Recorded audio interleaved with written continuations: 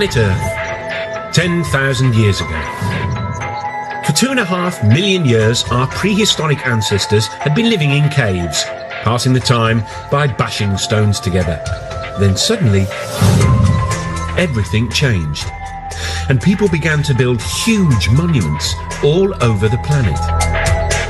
But how and why? It's the biggest mystery in human history, but not for some people. Thousands of years ago, when our forefathers were primitive Stone Age people, some extraterrestrials visited our Earth. Extraterrestrial presence not only departed the wisdom to build the monuments, but possibly the technology to make it happen. It sounds bonkers. But could aliens have started civilization and built some of the most famous monuments on Earth?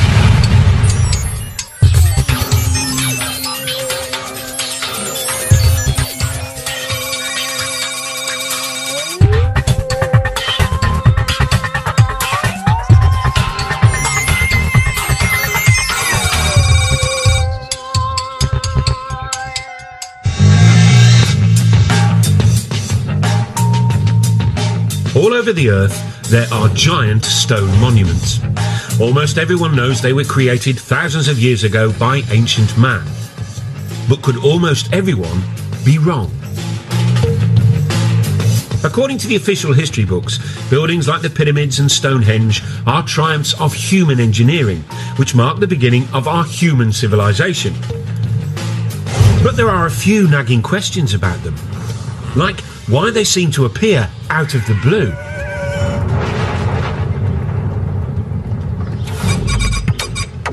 It's a mystery which has been troubling lots of people, including UFO gurus such as David Hatcher Childress.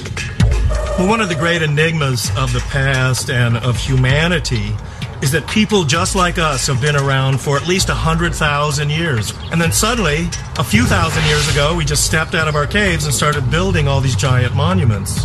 One of the mysteries here is not only how did ancient man build all these giant megalithic monuments, but why? Over the years, scientists have struggled to explain it. Some suggested it was to do with agriculture.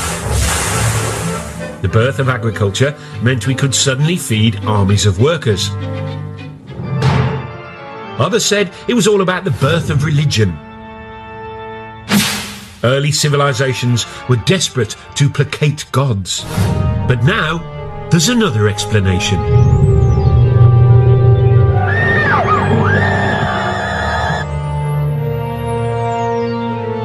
One group of people say that most of these monuments were built or designed in the distant past by aliens who visited our planet with their super advanced technology.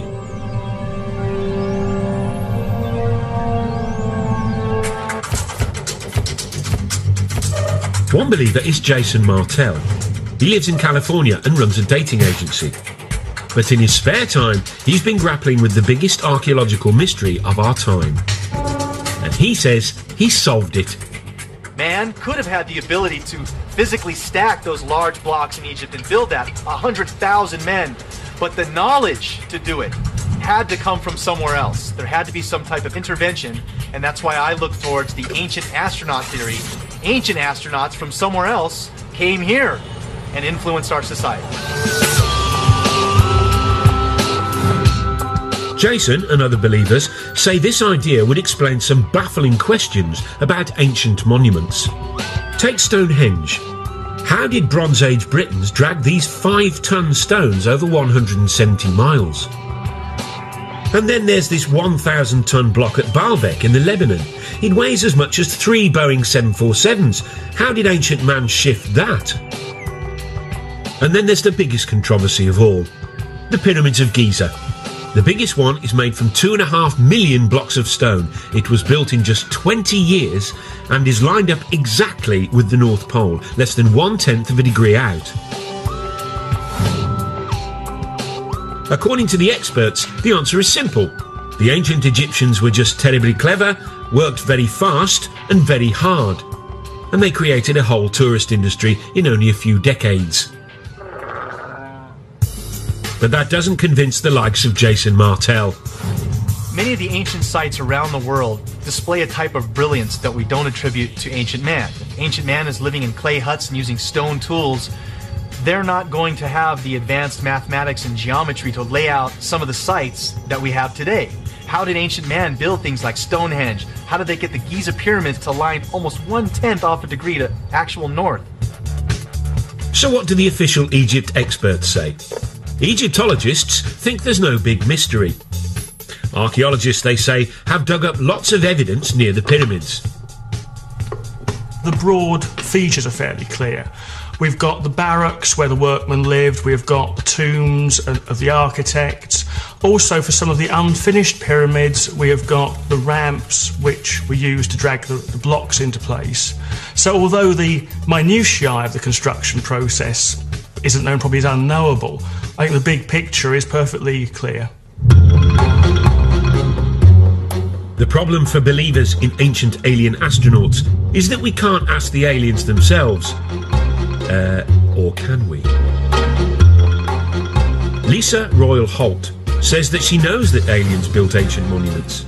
That's because she is an intergalactic medium who's in direct spiritual contact with an alien called Sasha. Apparently, Sasha lives billions of miles away, but luckily, reception is crystal clear. Over to you, Lisa. Well, greetings to you. This is Sasha. It is a pleasure to be with you this day, and we are so excited that you have an interest in this subject matter. Our intentions for our interaction with Earth humans is absolutely, totally in peace, love, and joy. Thank you, Lisa. I mean, Sasha. That's very reassuring. But what about the pyramids? Who built them? In ancient days, my forefathers came to Earth. We were seeking another place to colonize. The monuments were built by extraterrestrials, usually for actual scientific purposes. Okay, we'll be back with the aliens soon so we can hear firsthand about what experiments they got up to. But first, let's meet the godfather of the ancient alien astronaut theory, the man scientists and archaeologists love to hate. Traditional archaeology don't like mysteries. They have the answer for everything. They just declare something, and the rest of the world has to believe it.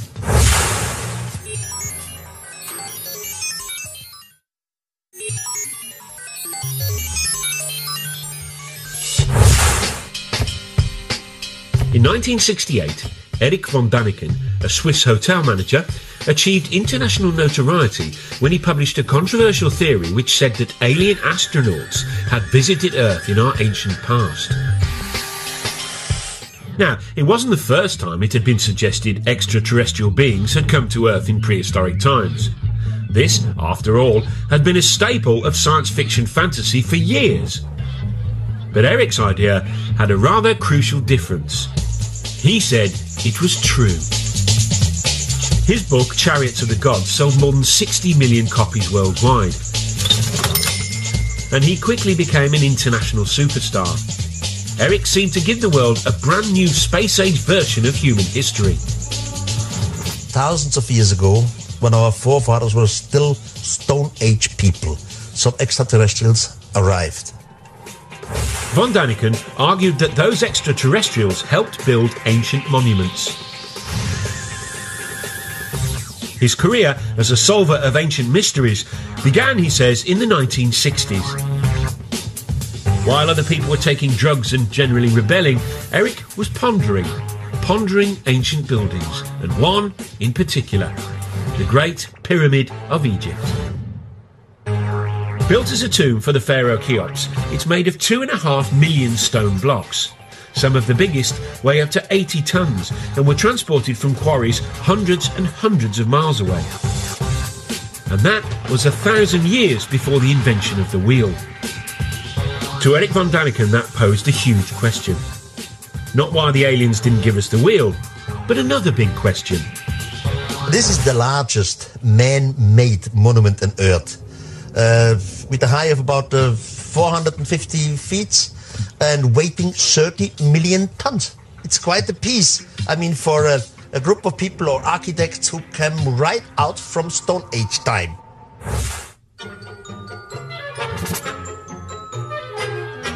Von Daniken's theories make academic Egyptologists ever so slightly irritated. Von Daniken doesn't seem to like human beings very much. He does them down, claims that people are just out of the Stone Age. Well, the Stone Age actually ended some centuries before the pyramids were built, for starters. As far as I'm concerned, Eric von Daniken is a one-man self-publicity machine. I wouldn't characterise what he does in anything like scientific work.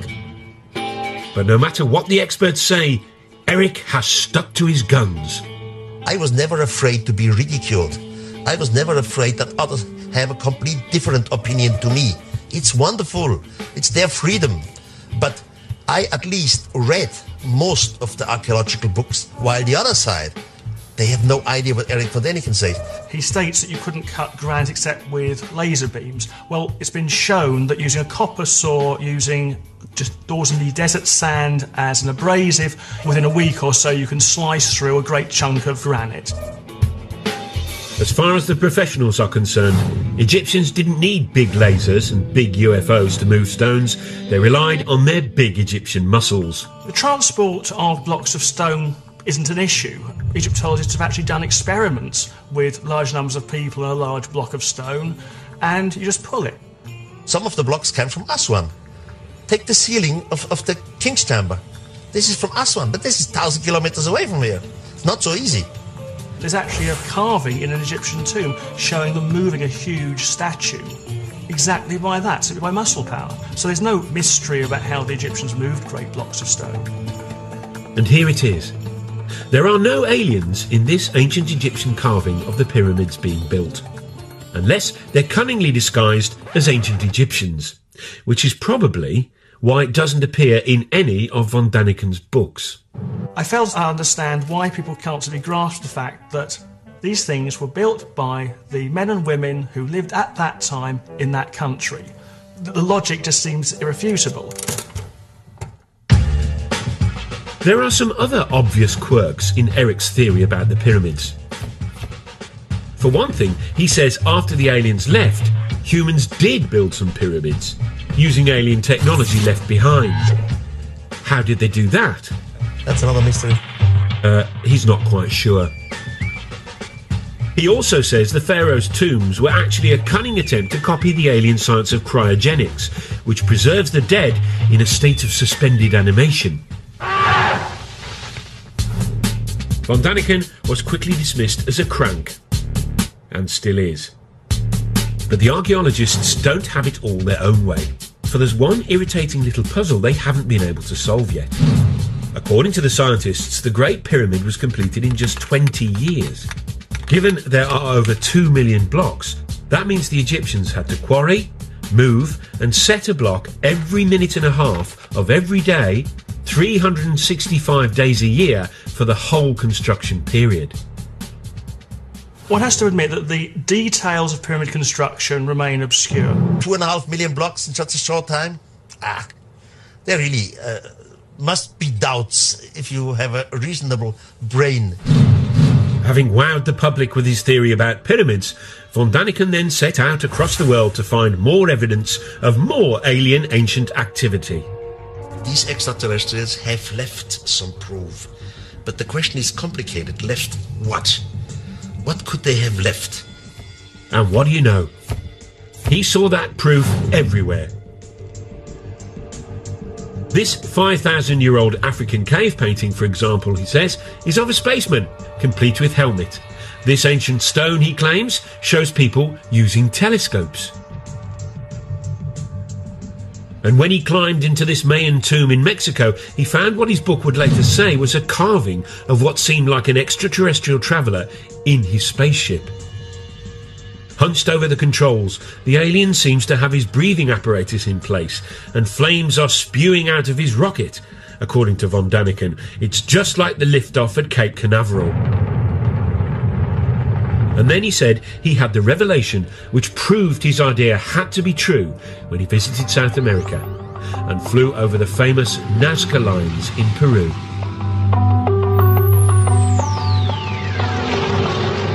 These ancient patterns, drawn into the desert, stretch for miles. Some are weird shapes. But mysteriously, those weird shapes can only really be seen from the sky. I had my first flight over Nazca, and it was very, very impressive because you can see it only from the air. Then you fly higher, then you see something who looks like airstrips. You think, this is fascinating, this is incredible, this is not normal for the natives. And then the question comes, why have they done it, and why exactly here? Archaeologists say these lines are irrigation channels or religious symbols, but von Daniken says he has a much more convincing explanation involving, yes, you guessed it, aliens. We had a mother spaceship around the Earth. From the mother spaceship, smaller vehicle came down, and they were looking for some kind of mineral and whatever. And they make their discoveries and disappeared again. The first lines, he said, were left by accident by the aliens who left marks when they landed and took off in their UFOs. The natives came and see the line of landing because sand and little stones are blown away. And now the natives start to make lines like they have seen created by some mysterious god. Eric believes that the Nazca were so impressed by the visiting aliens, they thought they were gods and set out to copy the lines themselves. He says it was an effect similar to that modern Westerners had on Stone Age tribes in the 20th century. New Guinea tribespeople thought the first Westerners they saw were gods who had come down from the heavens in silver birds. They worshipped them long after they'd gone and even built model planes and airfields hoping to lure the silver birds back. But it didn't work for the poor old Peruvians, though. The aliens never returned. And instead, they got the Spanish. Eric is now convinced that all over the world, ancient man had mistaken aliens for gods. This realisation has had a dramatic effect on him. He was a devout Catholic, but isn't anymore. How did it change my life? First of all, it changed my religion. Now I'm praying to some thing which I cannot understand, which I know it exists. As soon as you start to understand it in a cosmical way, it changes your point of view concerning religion and concerning having right. I cannot live anymore with cults and psychology. Eric von Daniken has a brand new explanation for the whole of human development. Creatures from outer space, he says, not only built and designed most ancient monuments, they inspired all the great religions too. This is heady stuff, but there are two small problems. Not a single expert agrees, and none of his evidence stacks up. Take the so-called alien astronaut in his rocket ship from the Mayan tomb. What von Daniken says are controls and flames are in fact well-known Mayan symbols, like this. It's not part of a rocket, but the face of the Mayan earth god. And these South American stones with supposedly ancient carvings of primitive people gazing at the stars through telescopes, they were exposed by a BBC documentary as fakes, all made by this clever farmer.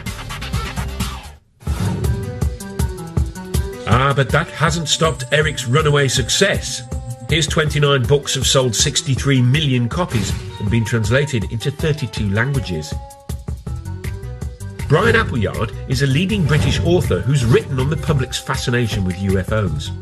He thinks von Daniken's success is down to people's growing distrust of experts, which leads to a taste for conspiracy theories. Now, people by the 60s and 70s, and because of the Cold War, people were paranoid, convinced that governments were lying to them, convinced that something was concealed, and convinced that the world was not as we were told it was. So people were ripe for a story. They were ready to hear a story about extraordinary things. The von Daniken phenomenon seems unstoppable. He makes so much money from his books, he recently opened his very own theme park, which celebrates his unorthodox beliefs. Complete with reconstructions of some of the ancient monuments. You see great things like the desert of Nazca in Peru, like Stonehenge. It's a laser show, by the way. In a breathtaking breathtaking laser show, the visitor experiences the spectacular sight of Stonehenge. There's even a guided tour which aims to answer all those big questions you've been dying to have answered. Did the mythical continent of Mu ever exist? What is the secret of the underwater structures off the Japanese island of Yonaguni? Von Daniken's success has also inspired a whole new generation of authors, including the likes of New Age writer David Hatcher Childress. People are attracted to Eric's theories, I think, because there are genuinely unexplained mysteries of the past. And we really don't have all of the answers to why mankind, supposedly a primitive mankind, would go through the tremendous effort to build many of these giant monuments. Eric von Daniken's definitely been one of the pivotal people that I've looked to grab onto the coattails of his information and really start to look at this information in a new light. But these new believers have a battle on their hands. Scientists don't care whether the mythical continent of Mu ever existed. If aliens visited the Earth, scientists want proof. I think the first thing I would say about whether the knowledge to build pyramids was given to the Egyptians by extraterrestrials is simply, where's the evidence? If you think about man's fairly limited extraterrestrial experience of going to the moon, look at the amount of space junk which has been left around simply by going there and coming back. Wouldn't you have thought that if spacemen had been to Egypt and had been teaching the people how to do these things, there'd be at least the odds of leftover broken plastic somewhere? The believers, though, say they've found some evidence, although whether it's very convincing is a whole different question. According to them, aliens did leave some space-age technology behind. This 2,000-year-old pottery jar, for example. It was discovered in Baghdad in 1938. Inside it were copper and iron rods, similar to a modern battery.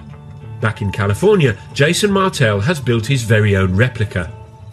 What we're looking at basically is just a simple clay pot formed with the clay found naturally in that region, and then using a simple copper lining and a iron metal rod down the center. This was in back in their days used either a rubber or an asphalt stopper.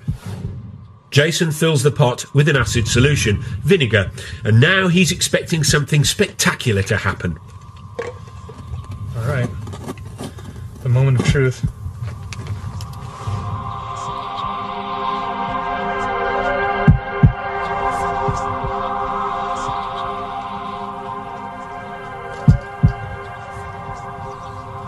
Getting some little numbers here.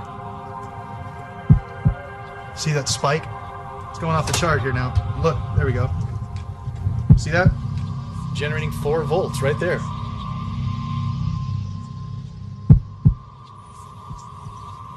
What we attribute to ancient man, they deserve a lot more credit than we're giving them. Because obviously we can test the devices with our understandings of technology and get a reading. Here we are, 4 volts right there from the battery. So obviously they were able to make this happen.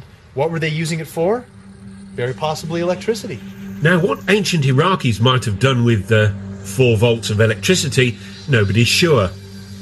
As for aliens, why would they need an old clay pot when they can zoom through interstellar space? If making a little pot, filling it with vinegar and sticking a bit of copper in it, and then seeing that there's some bubbles appear is space age technology, fine. Back at Eric's theme park, the Baghdad battery is given pride of place, alongside an object based on an Egyptian drawing which he claims was an electric light bulb. The Egyptologists, though, say it's a well-known symbol and is actually just a snake inside a flower. The spoil sports. But Eric is convinced the ancient Egyptians used electricity to light up the dark passages in their pyramids. Someone must have nicked all the wires. Now, you may have been thinking that aliens could have brought us something more useful than the odd light bulb. Well, the same thought occurred to this man. He believes they brought the technology to tap into a cosmic energy source, which they then linked to all the ancient monuments on the Earth. Funny, he doesn't look crackers.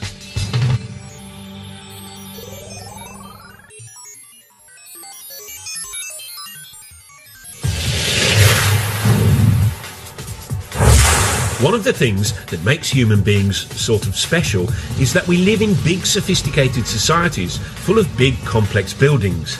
It's called civilization.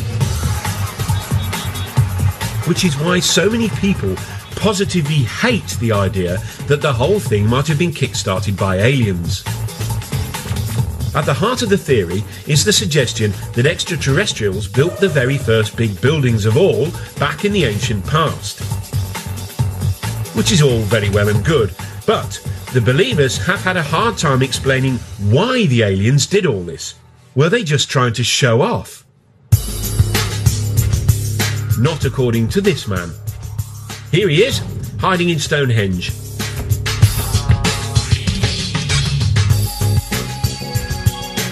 Now, according to the scientists, Stonehenge was built in 3000 BC.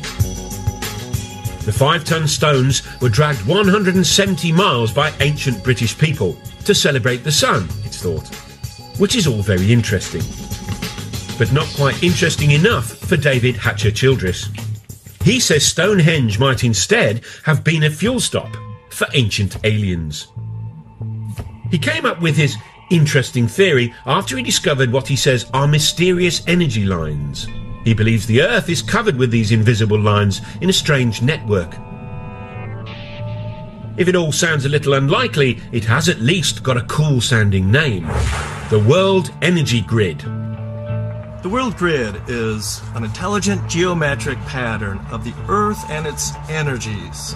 A wave of the sunlight hits the Earth and wraps the Earth like a ball of string of energy, creating this energy grid. As you might have guessed, no scientist believes in this grid or the energy that it apparently contains. But according to Hatcher-Childress, that's just because they're too sceptical for their own good. The aliens, though, knew about the energy grid and tapped into it. How? By building ancient monuments on key intersections of the grid, obviously. By placing megalithic monuments along this grid, UFOs can then take energy off of this energy grid, and by going to certain power points like Stonehenge, the craft can hover over these energy spots and draw energy from those spots to help replenish the craft. Now, why these giant fuel stops are all built out of big lumps of stone, Childress doesn't say. But maybe we could tap into this energy nowadays.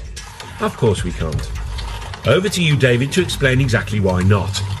I know many people must have difficulty in imagining this energy grid around the planet, but it's a lot like this racetrack. Here on this racetrack, we have a geometric formation. It's all interconnected. We have the cars running along this energy grid. But if any part of this racetrack is disconnected or broken, the cars won't have the energy anymore and they won't be able to run along the track. So unfortunately, because the ancient monuments like Stonehenge are nothing more than ruins, the world energy grid has broken down. So no free energy for us. But apparently, the aliens didn't just use the ancient monuments for energy. Oh no. Many of the megalithic monuments, including pyramids, Stonehenge, are actually antennas that can be used by UFOs. So there you go. Stonehenge wasn't just a place where druids hung out, it may have been used by ancient aliens to phone home. Or maybe not. Oh sure, they're from another planet. But talking of phoning home, where might these ancient aliens have actually come from? There is one man who should know. He's Seth Shostak.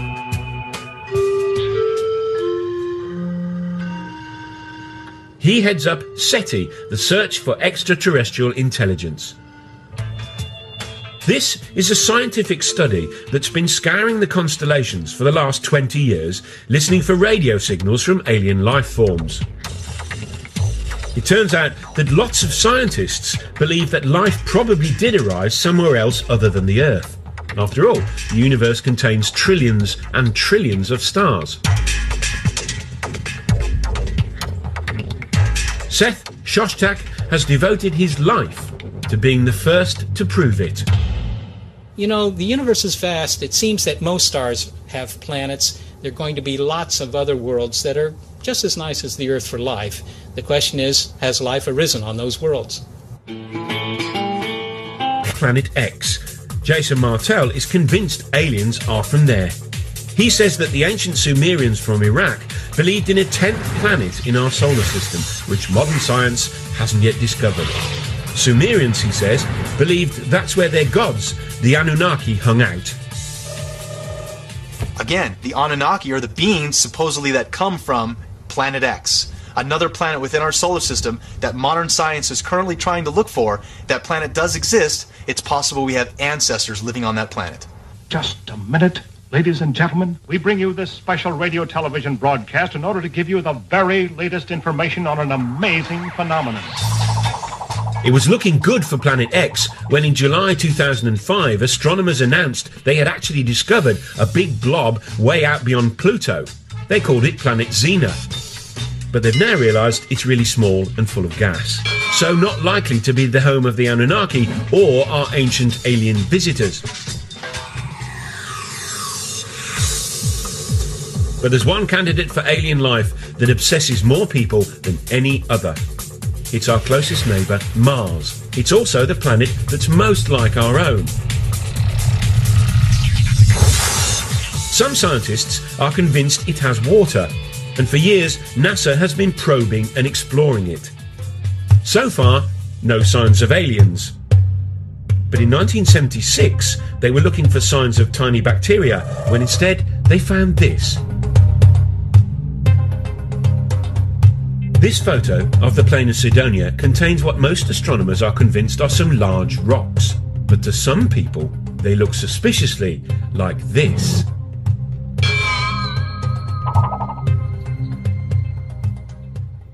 Here's one guy who thinks that's exactly what they are. Tom Van Flandern is a renegade astronomer who has his own theory about Mars and junk. You see, according to Flandern, Mars is really the moon of a planet where extraterrestrial humans first evolved, but had to leave in a bit of a hurry when it exploded. Left behind was all sorts of junk, including pyramids. The most interesting speculation about the origin of the artifacts on Mars is that the original human race was on the parent world that has since exploded. They built things on their moon, Mars, but before the end of their civilization, which they saw coming, they transferred their species to the most nearly habitable planet, which would have been Earth. We'd sure like to get higher resolution images of this and other pyramid-shaped objects on Mars and see if they are truly pyramids. But are these really pictures of Martian pyramids, you ask? Tobias Owen was a NASA scientist on the mission that took the photographs. He's what you might call unconvinced. My job there was to examine pictures as they were coming in of the surface of Mars in regions that we thought would be safe for the spacecraft to land. There was a small group of people who felt that this was an example of an alien construction, that there was life on Mars, or there had been life on Mars. NASA promptly issued a denial, which for believers was obviously proof of a monumental cover-up. You know, the interesting thing about NASA's track record, NASA, National Aeronautics Space Association, could also stand for Never a Straight Answer. In its inception in 1959 or so, NASA consulted a big think tank called the Brookings Institute, which advised NASA, if you ever find extraterrestrials, these things need to be handled cautiously. For one, society in general and religious institutions aren't quite ready to accept an extraterrestrial presence. Pyramids on Mars were spooky enough, but then things got really out of hand when NASA released another batch of photographs from the plain of Cydonia. And near the pyramid shapes was something else. A rocky outcrop that some people felt had an eerie resemblance to something familiar. Something that ancient astronaut believers have long connected with aliens. Yep, that other famous tourist site in Egypt. Very interestingly enough, NASA first took an image of the face on Mars and they labeled it head. And This photograph was quickly dismissed by NASA as a trick of light and shadow. It's not really a face on Mars, it's just a lighting angle difference. Wrong answer. Here we have a face in pyramids on Mars, a sphinx in pyramids in Egypt. There has to be a connection, a Mars-Earth connection. To the scientists, though, it was just a natural feature. This is the kind of thing that we see on the Earth in various places. There's a famous one in New Hampshire in the United States called the Old Man in the Mountain. And there's a tendency among us humans to try to see images of ourselves in nature. And here was a perfect example, but happened to be on Mars. The common sense explanation is simple. Human beings are just hardwired to recognize faces, even when faces aren't there. Over to a psychologist to explain.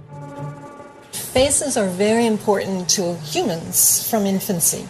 They're so important that we perceive faces even in a stimulus that is not a face. For example, this plate of eggs in front of me looks very much like a face. We can see eyebrows, two eyes, a nose, and a mouth very readily. Well, when I look at the first image that was taken of the structures on Mars, I see it very, very clearly as a face. Here's an eye, here's the bottom part of a nose, here's the outline of a face. This is a low-resolution image, and I'm quite convinced by that interpretation. However, when I look at the more recent image, which is a much more high-resolution image, I'm very hard-pressed to see that as a face. Now, could I see it as a face? I could. I could go and look for the same features that I saw in the first image and try to pick them out here. But in the high-resolution image, where it is not very ambiguous, it is much harder to perceive this as a face. We now have exquisite images of the surface of Mars that are being taken as we speak, in fact, by the Mars Express spacecraft. And we see extraordinary detail on the surface of that planet, but we see no evidence of anything artificial. So Mars may not have a sphinx, and it probably doesn't have any pyramids. And so far, it hasn't got any signs of life at all. So where do the ancient aliens come from? It's time to consult someone who should really know. An alien herself. Lisa Royal Holt, a cosmic medium, claims she can communicate with aliens.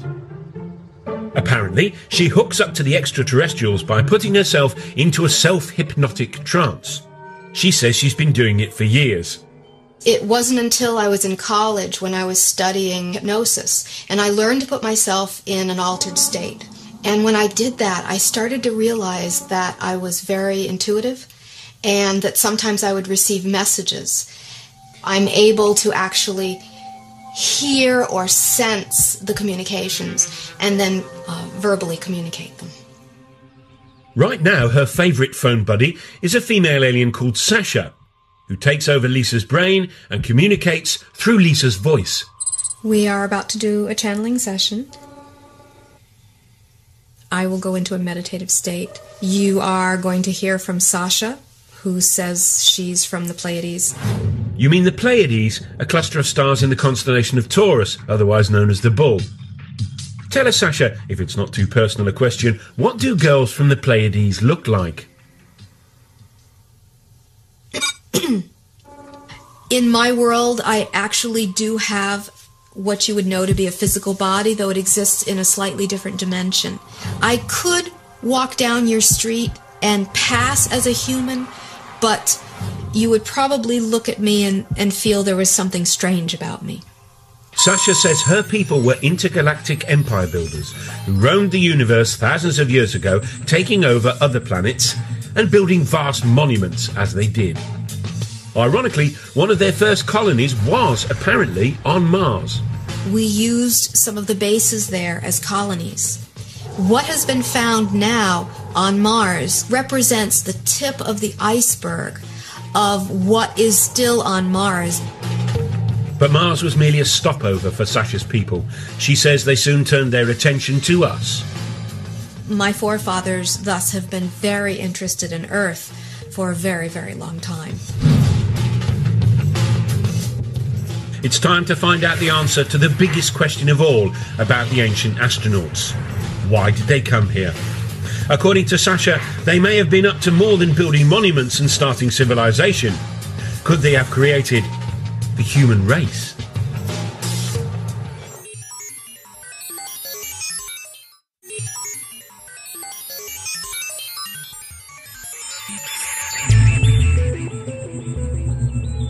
If alien astronauts really did visit us thousands of years ago, and that's rather a big if, then the obvious question is why?